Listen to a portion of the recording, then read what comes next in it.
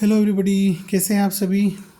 आशा करता हूँ बहुत अच्छे होंगे। और आज हम चैप्टर 5 जो है कक्षा 10वीं की गणित का, उसकी एक्सरसाइज 5.2 का ये बहुत ही महत्वपूर्ण प्रश्न है जिसे हम करने वाले हैं। ये क्वेश्चन नंबर 4 है और वीवीआईपी प्रश्नों की कैटेगरी में आता है। तो इसमें क्या दिया हुआ है, एक एपी दी है जिसमें 3, 8, 13, 18, ठीक है, ये इसके पद हैं।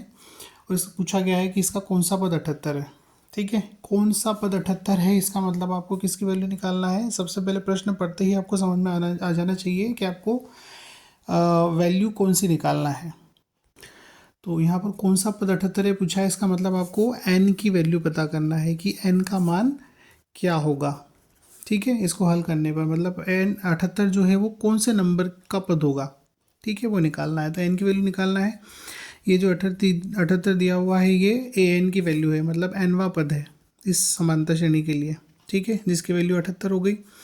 अब यहाँ पर ए इक्वल टू 3 हो गया और डी इक्वल टू आप निकालेंगे तो सेकेंड में से फर्स्ट जो आपका पद है उसको घटाएंगे तो 8 में से 3 घटेंगे तो 5।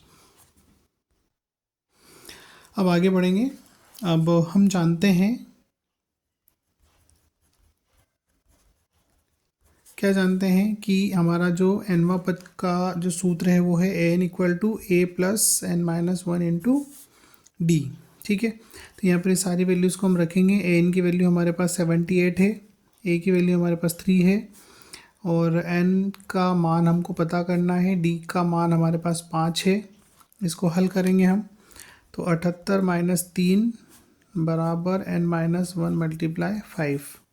78 में से 3 घटाएंगे तो आएगा आपका 75 बराबर एन माइनस 1 मल्टीप्लाई 5।